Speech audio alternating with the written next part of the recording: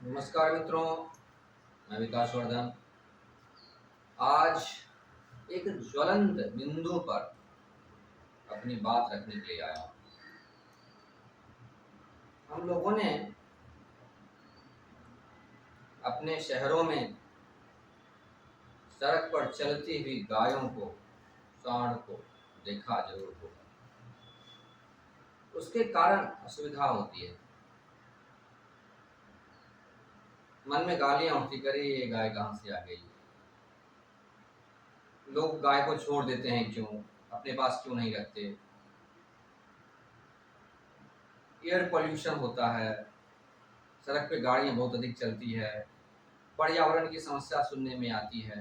ये सारी समस्याएं हमारे आसपास दिखती रहती हैं। पेड़ काटे जा रहे हैं, पेड़ों की संख्या घटती जा रही है। जितने भी जीव हैं स्पीसीज जो कि जंगल में रहते हैं, वो हर रोज प्रति मिनट एक स्पीसीज खत्म होती जा रही है। पूरी की पूरी प्रजाति वाइप आउट होती जा रही है इस प्रकृति से। या जो पारितंत्र है पूरा, ये पूरा सिस्टम बिगड़ता जा रहा है। बहुत बड़ा विषय है ये। फिर भी कुछ दूर तक मैं इसे स्पर्श करने का प्रयास करूंगा। हम लोग गौ माता की जय बोलते हैं। गो बीफ, गाय का जो मांस है, उसे खाने से मना करते हैं। लेकिन सिर्फ यह कहने मात्र से नहीं होगा, इसके कारण को समझना होगा। इसके कारण को बड़ा ही छोटा और स्पष्ट कारण है। गाय का दूध गाय के मांस को सब्सिडाइज करता है, और गाय का मांस गाय के दूध को सब्सिडाइज करता है। जब गाय दूध देने योग्य नहीं रह जाती है, तो उसे पालना मुश्किल हो जाता है, उसमें पूंजी निवेश करना कॉमर्शियली वायबल नहीं होता, तो फिर उस गाय को स्लॉटर हाउस में भेजा जाता है। और जब हम दूध की मांग करते हैं, तो आर्टिफिशियल ब्रीडिंग करनी पड़ती है गायों की, क्योंकि जितनी गाय हमारे पास है उससे हमारी दूध की मांग पूरी नहीं होती है। स्टिल आर्टिफिशियल ब्रीडिंग के बावजूद भी सिंथेटिक मिल्क बहुत अधिक मात्रा में अपने देश में बेचा जा रहा है।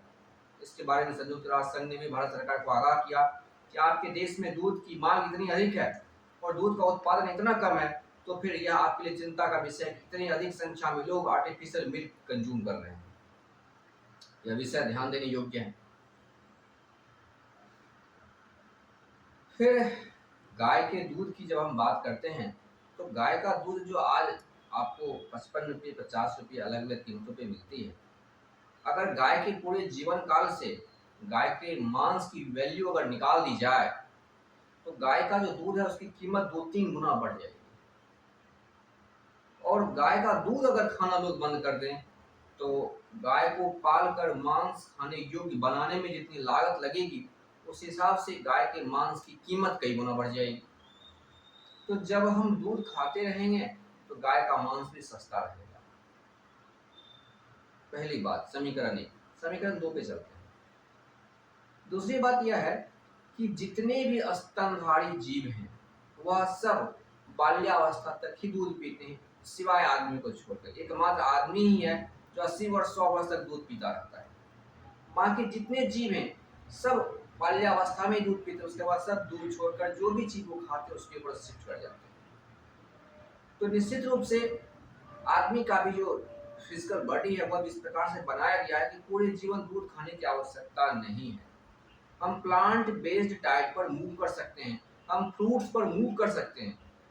हम जब कोई गेस्ट आए तो उन्हें चाय ना देकर के फ्रूट्स दे सकते हैं खाने के लिए, और दूध की जगह हम फ्रूट को रख सकते हैं अनिवार्य तौर पर। हम जितना अमाउंट दूध के लिए निर्धारित करते हैं, उतना अमाउंट हम फ्रूट के लिए निर्धारित कर सकते हैं।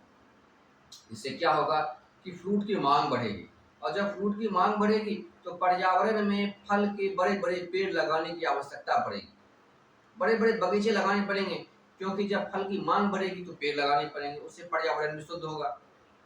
और जब दूध की मांग घटेगी तो आर्टिफिशियल ब्रीडिंग रुकेगी, आर्टिफिशियल ब्रीडिंग रुकेगी, और जो मांस है, मांस की कीमत, गो मांस की कीमत या भैंस के मांस की कीमत बढ़ जाएगी।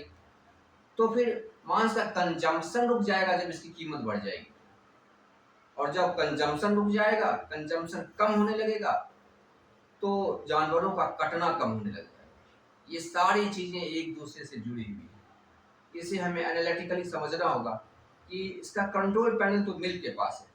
हम अगर मिल्क खाते रहेंगे, मिल्क की तरफ हमारा इंक्लिनेशन रहेगा, तो हम स्लॉटर हाउस को, हम पशु बलि को, हम गोवध को, भैंस के वध को हम नहीं रोक सकते, ये इम्पॉसिबल है। इसलिए हमें यह विचार करना होगा कि दूध छोड़ें, फल खाएं और पर्यावरण को बचाएं। आशा करता हूं मित्रों आपको हमारा विचार पसंद आया होगा। आप इस पे कमेंट जरूर करें ताकि हम इस सीरीज को और आगे बढ़ा सकें, जो कि पर्यावरण और पशुओं की रक्षा के लिए, उनकी जीवन रक्षा के लिए। बहुत बहुत धन्यवाद।